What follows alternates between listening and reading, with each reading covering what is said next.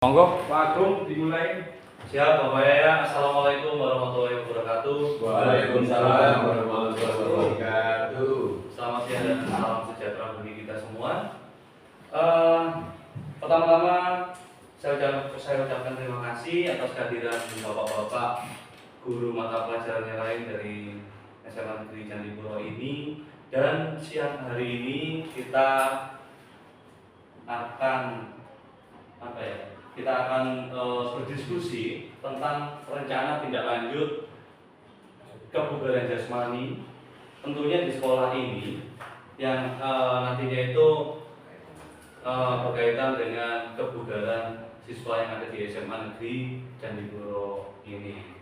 Dan di sini kami bertiga selaku guru PJOK nantinya akan mencoba memaparkan atau menerangkan materi kebugaran jasmani, ya termasuk saya sendiri, Bapak Agung, ada Bapak Ria nanti dan Bapak Tegar nantinya untuk menerangkan materi kebugaran jasmani tersebut. Mungkin Bapak Tegar silakan dilanjut dulu. Ya. Oke, assalamualaikum warahmatullahi wabarakatuh. Waalaikumsalam warahmatullahi wabarakatuh. Terima kasih kepada Bapak Agung atas waktunya. Perkenalkan, nama saya Tegar Sabtu Imanawidi. Di sini saya akan memaparkan materi tentang kebugaran jasmani yang nantinya akan kita terapkan pada peserta didik di SMA Negeri Candipuro.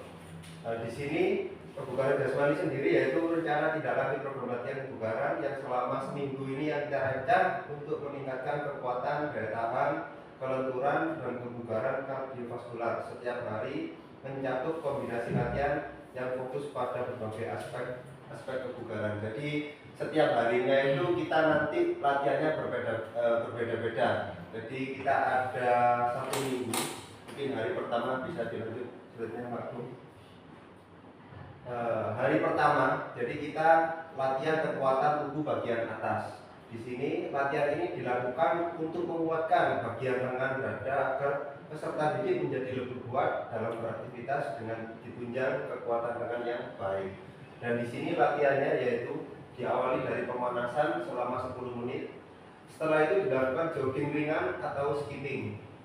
Selanjutnya push up 3 set 12 repetisi. Jadi satu kali melakukan push up itu sebanyak 12 dan ini dilakukan sebanyak 3 kali atau 3 set. Setelah itu bench press atau dumbbell chest press 3 set kali 12 repetisi. Jadi sama gerakannya. Pull up atau lat pull down selama 3 set dan 10 kali repetisi. Shoulder press dengan dumbbell 3 set 12 repetisi. Setelah itu ada tricep dip 3 set 12 repetisi. Setelah itu dilanjutkan dengan melakukan pendinginan atau peregangan tubuh bagian atas selama 10 menit. Ini untuk hari pertama Bapak. Setelah itu untuk hari yang kedua latihan kardiovaskular yang dimana di sini melatih daya tahan. Jadi diawali seperti pemanasan terlebih dahulu, jalan, jogging ringan. Nah, nanti lari di treadmill selama 30 sampai 40 menit. Tapi nanti kita karena di sini keterbatasan alat prasarana, nanti kita bisa lakukan di lapangan olahraga selama 40 menit dengan interval lari cepat selama 1 menit dan berjalan 1 menit, diulangi 8 sampai 10 kali. Alternatifnya bisa dilakukan dengan sepeda maupun berenang selama 30 sampai 40 menit. Nah, setelah itu dilakukan pendinginan. Jadi latihan kardiovaskular ini untuk melatih daya tahan tubuh peserta didik Bapak. Jadi di mana ada beberapa latihan yang harus dilakukan. Setelah itu hari ketiga ini adalah latihan kekuatan tubuh bagian bawah. Kalau tadi bagian atas, terus daya tahan ada tubuh bagian bawah. Di mana diawali dari pemanasan seperti biasa. Setelah itu latihan inti, lakukan squat masing-masing 3 set dengan repetisi 12 kali.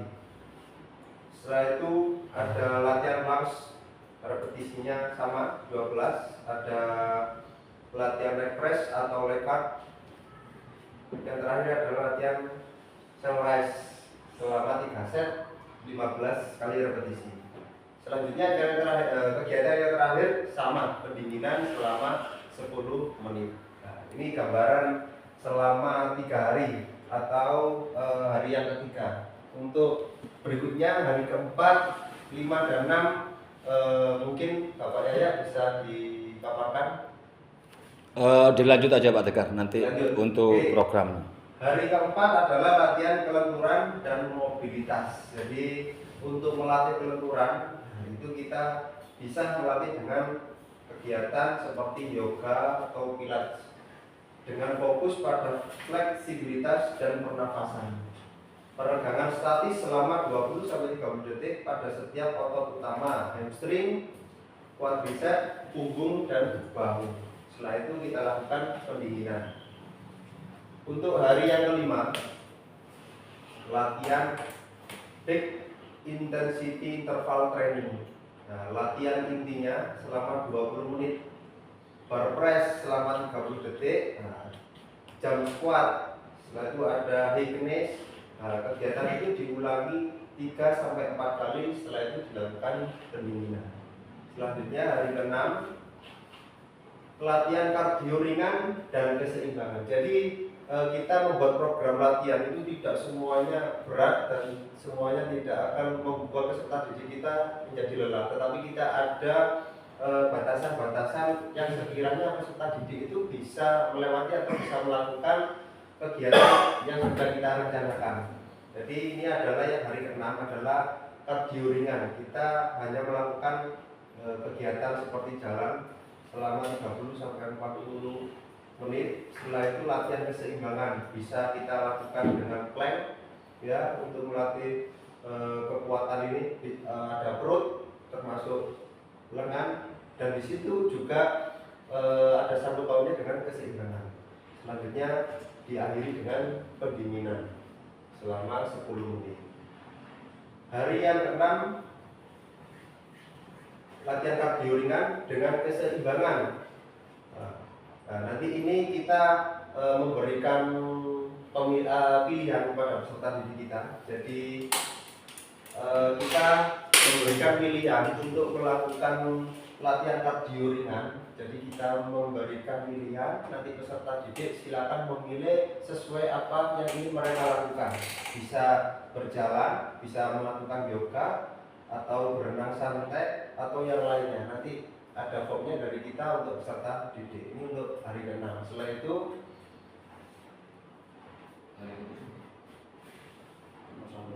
ini ada tips tambahan ya. Jadi ketika kita melakukan aktivitas atau kegiatan, setidaknya kita harus membutuhkan asupan makanan termasuk minuman, air yang cukup setiap harinya. Pastikan untuk mendapatkan cukup tidur dan nutrisi yang seimbang untuk mendukung pemulihan otot. Jadi kita jangan terlalu memforsir diri kita dengan latihan yang berat tanpa diimbangi dengan makanan atau nutrisi, bahkan dengan minuman. Yang terpenting adalah waktu istirahat. Jadi recovery itu sangat diperlukan ketika kita setelah melakukan aktivitas olahraga maupun aktivitas yang berat.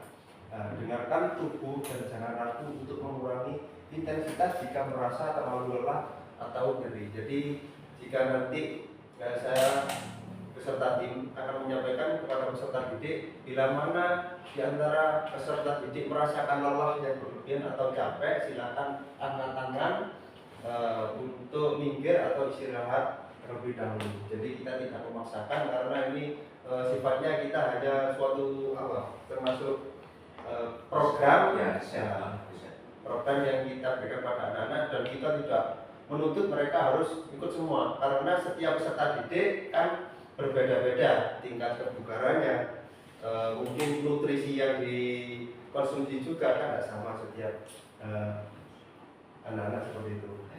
Oke, selanjutnya. Jadi selesai, terima kasih. Mungkin itu materi dari saya. Selanjutnya mungkin ada saya kembalikan kepada moderator. Oke, terima kasih. Mungkin cara bergiliran Bapak Ibu sekalian kebetulan ini dari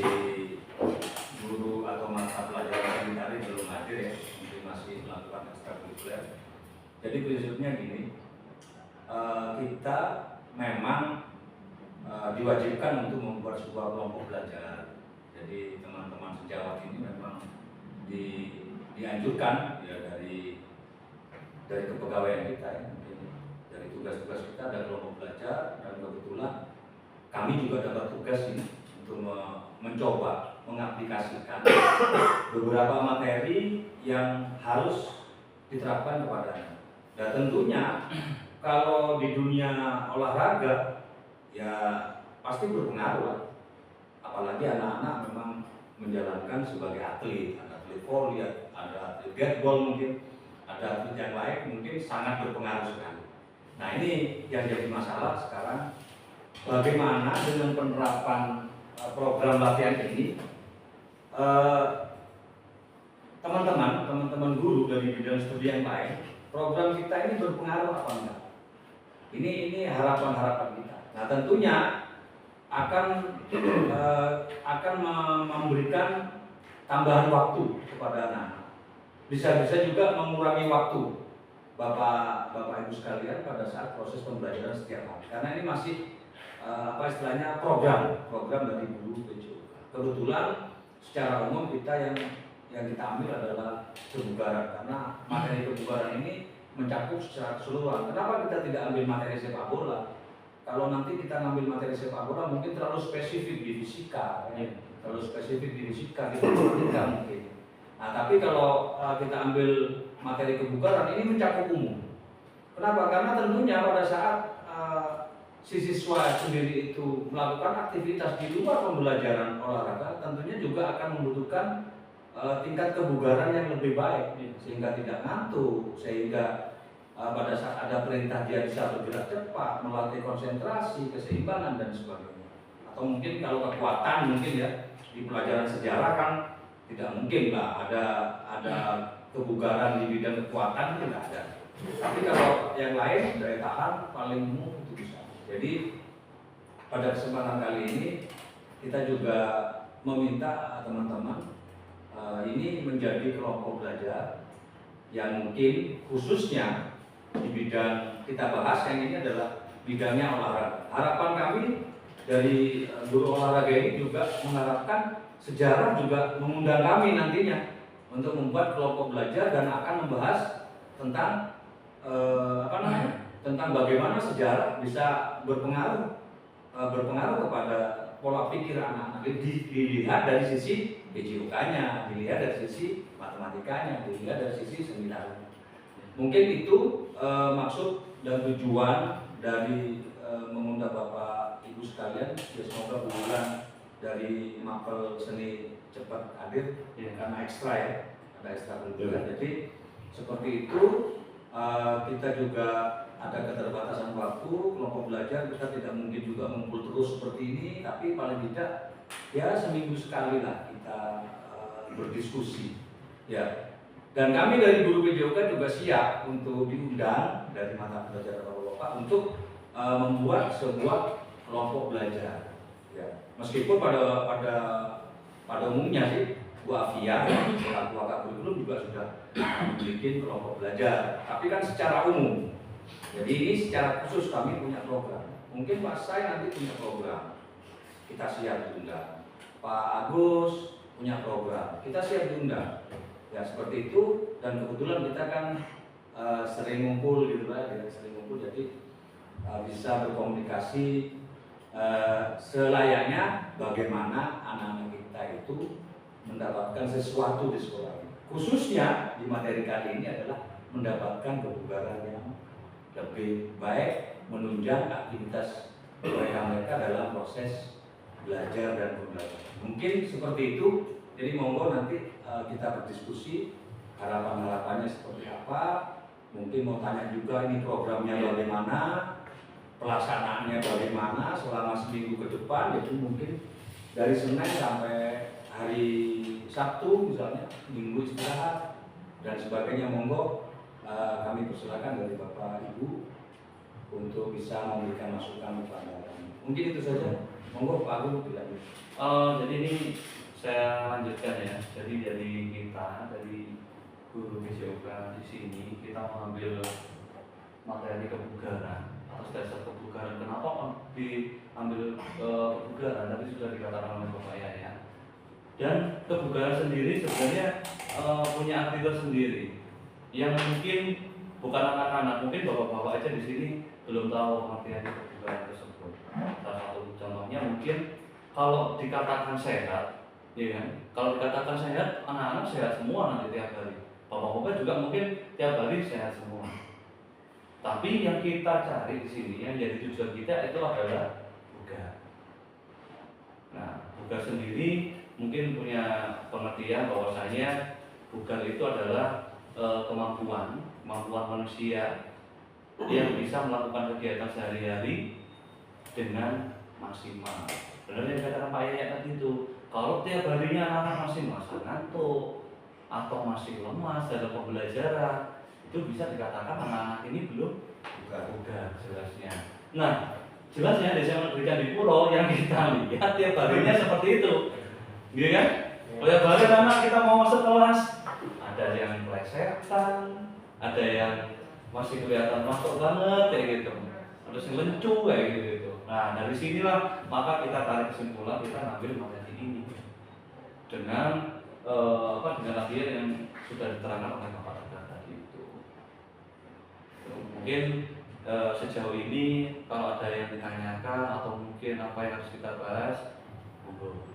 Bagaimana nanti enaknya kita untuk di program ini kita tindak lanjutnya. Bebas saja Pak, kita kita santai, kita kelompok belajar keterkaitan. Semoga ini bisa dijadikan program sekolah juga. tentunya nanti berpengaruh terhadap pelajaran yang lain. Pasti. Kalau anak-anak buka saya yakin wah ini mesti seger melihatnya. Tapi yang anak aduh kalau udah Sebagai contoh ya, di zaman Orde Baru ya Pak ya, Pak Eri ini Orde Baru. Ya, Orde Baru lah, jangan Orde Lama. Orde Baru itu kan dulu pernah sih diadakan senam pagi bersama setiap sebelum masuk kelas ya. Ini bukan hari Jumat aja ya? bukan hari Jumat saja, dan kita aja di sini kan hari Jumat itu nggak selalu kan, hanya 1 bulan sekali kita programnya senam bersama. Setelah itu banyak unsur sosialnya daripada unsur kebugaran menurut kami. Jadi makanya bagaimana kalau kita meningkatkan kebugaran siswa? Monggo dari versi sejarah, dari fisika, mungkin dari agama, ada masukan ya apa? Ini cuma gambaran aja. Soalnya nanti itu pengaruhnya sama dengan yang dikatakan di slide terakhir tadi itu, bahwasanya kebugaran itu yang sangat berpengaruh itu bukan hanya pada saat latihan. Jelasnya dalam isi makanan, ya kan? Ada masih istirahatnya nantinya. Itu yang sangat berpengaruh. Kalau contoh nih saya lihat anak-anak beberapa yang menjadi tetangga saya, itu anak tidurnya kelewatan malam. Padahal harusnya kalau kita menjaga kebugaran kita, paling enggak kita kalau jam 11 malam itu sudah tidur lelap. Tidur lelap itu berarti apa ya? Istilahnya di gini-gini udah nggak terasa. Nah itu namanya udah tidur lelap. Tapi kalau sudah kelewat jam segitu, maka nanti ada yang berpengaruh ya mungkin untuk enzim-enzim yang recovery tubuh, yang untuk memperbarui sel-sel yang rusak itu di tubuh kita, itu nantinya tidak bisa bekerja dengan baik, sehingga paginya jelas lemas tuh anak-anak itu. Seperti itu. Itu untuk istirahat. Kalau untuk makan saya rasa Kita nggak bisa kontrol. Iya, nggak bisa mengontrol. Bahkan di sekolah pun yang dijual juga kita tidak bisa memastikan bahwasanya makanan ini baik atau Ya mungkin kontrolnya nanti ya, kalau jadi makan siang gratis mungkin itu kita bisa kontrol kadar gizi. Jadi kami mungkin banyak akan memberikan masukan kepada tim yang mengkoordinir untuk makan siang gratis. Semoga aja Pak Prabowo ya. Monggo Bapak Ibu silakan memberi masukan, mungkin santai aja, kita mau belajar kok. Mungkin Bapak Agus mengenai di mapel dengan mapel fisika ya. Ketika jam 7, 8, 9, 10 seperti apa kondisi mereka ketika pembelajaran di kelas? Mungkin apakah sudah lelah? Terima kasih atas kesempatannya Pak Agung, Pak Agung dan Pak Yadi. Terkait dengan pembelajaran di mapel fisika, ya memang mapel fisika biasanya jadi dengan sama dengan matematika. Maksudnya anak ngantuk biasanya istilahnya ya, terutama jam rawan jam terakhir seperti itu nih. Saya juga kurang tahu apakah itu memang karena peserta didik yang tidurnya larut malam atau mungkin nutrisinya kurang atau mungkin kurang olahraga dan sebagainya. Atas dari yang disampaikan oleh bapak-bapak, saya sangat setuju sekali bahwa diadakan semacam kegiatan apa ya, kebugaran. Cuma di sini yang ingin saya tanyakan, bagaimana itu kegiatannya bagaimana Pak? Apakah setiap minggu, setiap seminggu sekali di pagi hari atau mungkin bagaimana seperti itu nih, terkait dengan apa istilahnya kebugaran tadi. Kalau di Mapel PJOK kan setiap pekan kan ada yang pasti.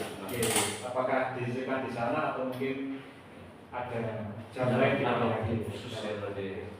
Silakan.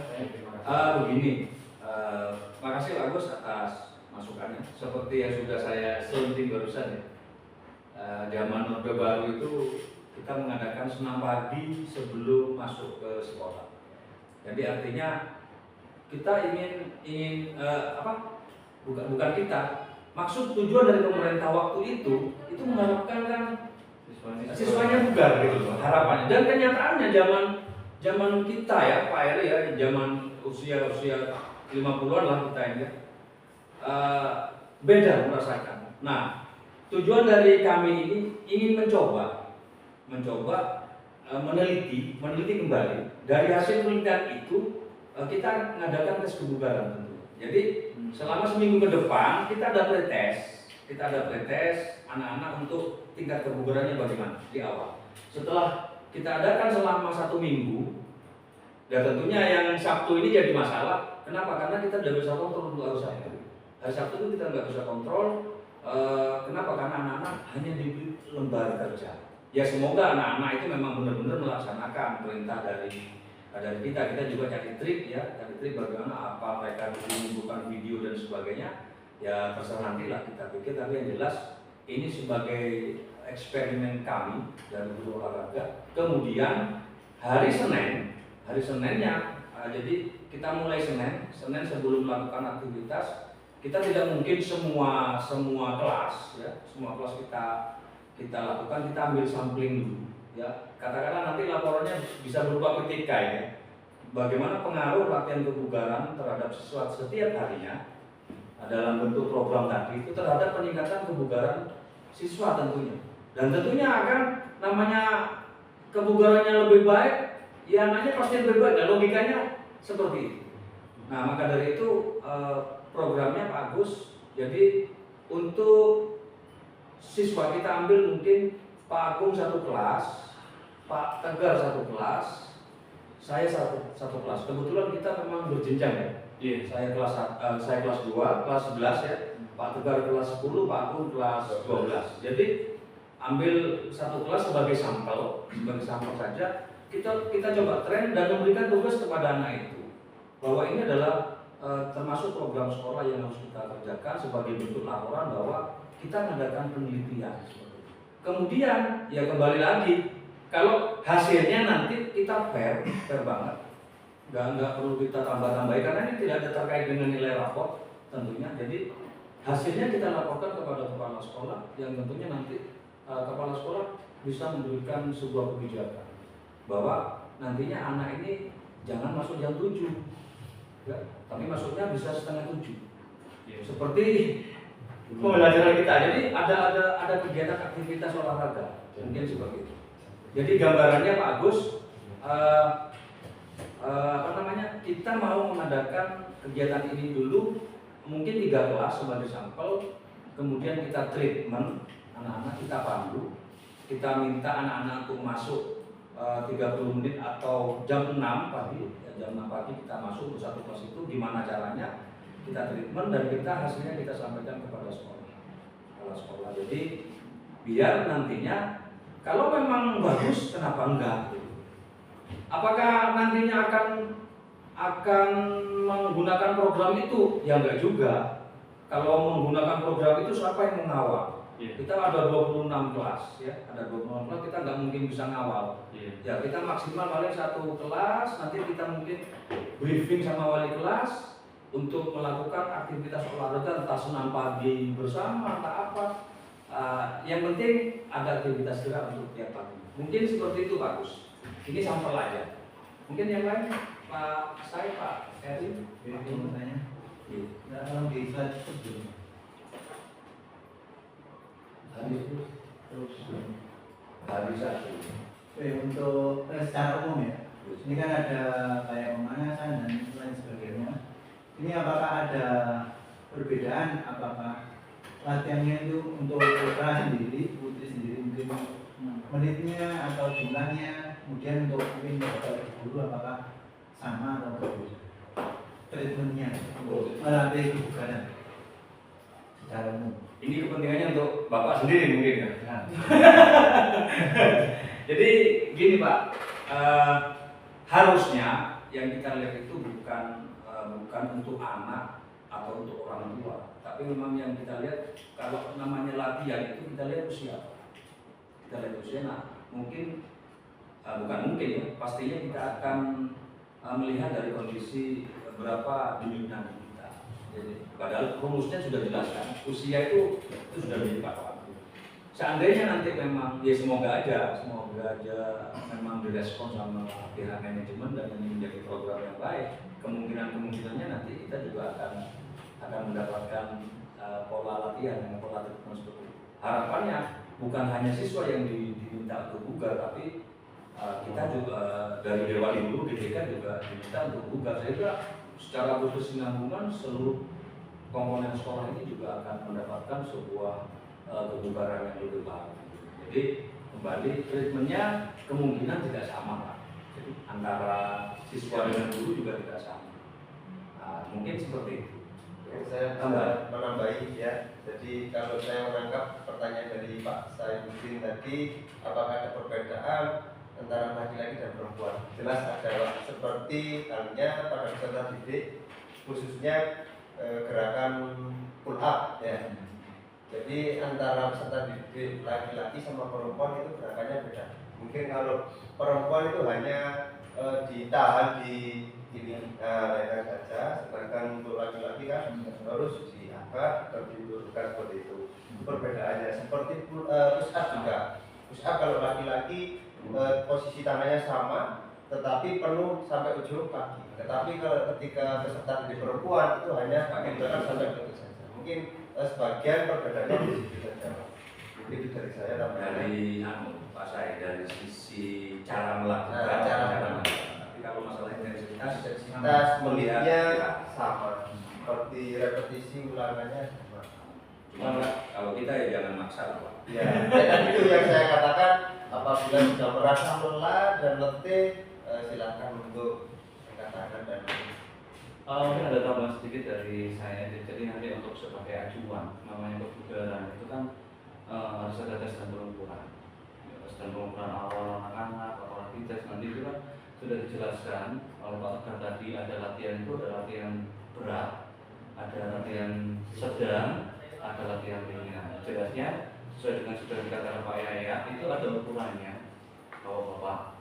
Jadi ukurannya itu untuk denyut nadi per menitnya. Kita itu sebagai manusia itu adalah maksimalnya 220 dikurangi umur, dikurangi usia. Kalau melebihi dari itu, nah itu yang jadi masalah. Makanya kita berolahraga pun kita tidak boleh ngawur. Kita memaksa latihan pun tidak boleh dianggur juga. Makanya kadang itu kita kan kalau di olahraga sering kejadian yang contoh aja mungkin sampai gagal jantung dan lain-lain, itu kan disebabkan karena apa? Tidak mematuhi over, nuruti seneng, dan akhirnya hingga sampai kejadian yang seperti itu. Maka dari itu kan sudah dijelaskan tadi bahwa untuk cara melakukannya sudah berbeda, dan yang paling fatal itu adalah kita itu intensitas. Kalau lihat dari usia itu penting. Makanya sekarang mungkin kalau bapak-bapak lihat kan itu banyak itu alat-alat olahraga, ada yang bisa pakai jam, ada pakai jam smartwatch itu. Tapi yang paling efektif lagi itu memang yang ada di sini, itu bisa dipakai misalnya di lengan. itu biasanya untuk mengukur denyut nadinya pemain tersebut, sehingga apa, pada saat latihan mereka udah tahu, waduh ini udah maksimal. Berarti kalau udah maksimal diapain? Ini udah maksimal, nggak usah dipaksain lagi, berarti harus istirahat. Nah, tapi kalau ini latihannya, contohnya latihan berat, tapi mereka ini melakukannya masih sedang di denyut nadinya, denyut jantungnya, berarti mereka kurang maksa. Jadi ketahuan semua sebenarnya kalau zaman sekarang itu bedanya. Ini mungkin ada yang lain. Nah, jadi kesimpulannya untuk bapak-bapak ibu, Nah, itu harus dibedakan. kita programkan kemudian ya. Jangan ngikutin yang ini dulu. Nah, ini untuk siswa aja. Jadi harapan kita dari guru video Itu Pak, lihat ada terkaitan mapel Ya. lain. Matematika juga anak-anak kan latihan menghitung. Ya, itu statistik lah itu. fisika itu juga nanti bisa agama juga harus kalau agama Termasuk agama Fisika. dunia Harus semua ya. ya. Kalau dari sejarah sebenarnya tadi itu sudah Oh banyak, sejarah banyak. Kalau Ini tidak boleh ngantukan sejarah. Sejarah ngantuk. kalau gerak sebenarnya kan kayak bola yang penting. Iya. Oh iya. Tapi kalau agama itu tidak penting. Mungkin Bapak Ibu karena mungkin ini waktu sudah Belum. Kalau masih ada nggak apa-apa. Kita nyantai aja. satu lagi mungkin. Satu lagi. Mungkin tentang program yang Jadi keterbatasan waktu tinggal beberapa menit lagi. Apa Pak? Mungkin Pak Eri. Memang kalau dari sejarah sih kalau saya lihat itu kan benar yang dikatakan Pak Eri ya. Setahu saya SD dulu itu tidak melulu seminggu atau sebulan sekali baru senam. Kalau dulu SD saya memang kayaknya Ya Pak. tiap hari memang dulu itu. Habis senam, SKJ, SKJ. sama pucu-pucu itu. Tapi memang senamnya itu meskipun dengan gerakan yang tidak seperti aerobik itu, tapi memang kita bergerak. Jelasnya itu kan sudah melatih diri kita. Jantung kita. Kurikulum kita itu banyak Berubah. banyak teoritisnya. Jadi kayak kita itu pelajaran PJOK itu kecenderungan itu ke pemahaman, ke pengetahuan gitu. Tapi tidak mempertimbangkan. Iya, tanpa tidak berdoa. Jadi saya sendiri secara pribadi itu ngajarin sudah teoritis banget. Jadi pasrah kepada karena ya namanya merdeka ya, mereka mau iya mau enggak kan terserah. Jadi ini kan serba salah. Jadi ada positif ada negatif.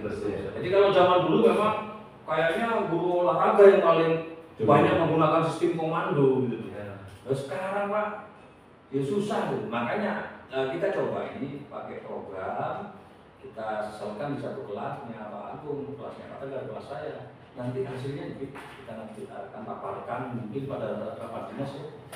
Kita paparkan seperti itu. Hasilnya ya bagaimana ya tetap tergantung kebijakan dari kepala sekolah.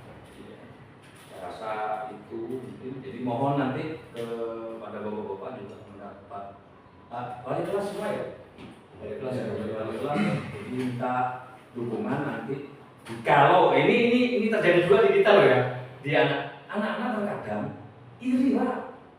Iya, Itu kok ada pembelajaran jam 6. Kan susah juga nanti kalau kita yang ngatasin. Sedangkan kebetulan saya juga wali kelas ya. Setelah program ini mungkin perwalian saya saja yang bisa saya treatment mungkin ya. Perwaliannya Pak Agung mungkin.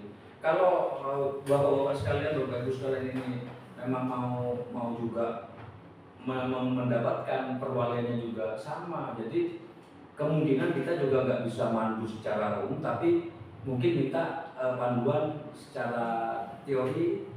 Jadi dari kita nanti Pak Sai, Pak Hilmi, Pak Agus dan Pak Eri bulan mungkin dengan treatment apa kalau di pelatihan apa LK ya, pakai LK lomba kerja. Jadi anak-anak memang benar-benar ada kemauan dari anaknya sendiri. Ya kan di sekolah kita kan memang begitu, berangkat dari anak harusnya berangkat dari anak. Ya mungkin itu saja yang bisa kita sampaikan ya, semoga ke depan kelompok belajar ini juga bisa berkesinambungan atau bikin grup Agung ya, nanti kita bikin grup khususnya ini tambah Nanti kalau laporan enak. Iya. Oh ini lagi ini. Ya, jadi kalau ada apa-apa nanti bisa kontak. Cukup ya, Pak. Bisa ditutup Pak. Baik, Nggak ada apa-apa memang nggak ada lagi. ya, baik Bapak Ibu semua, terima kasih atas kehadirannya dalam diskusi rencana tindak lanjut Kabupaten Semani ini. Semoga kegiatan ini bermanfaat. Terima kasih. Assalamualaikum. Saya akhiri dulu. Assalamualaikum warahmatullahi wabarakatuh. Waalaikumsalam warahmatullahi wabarakatuh.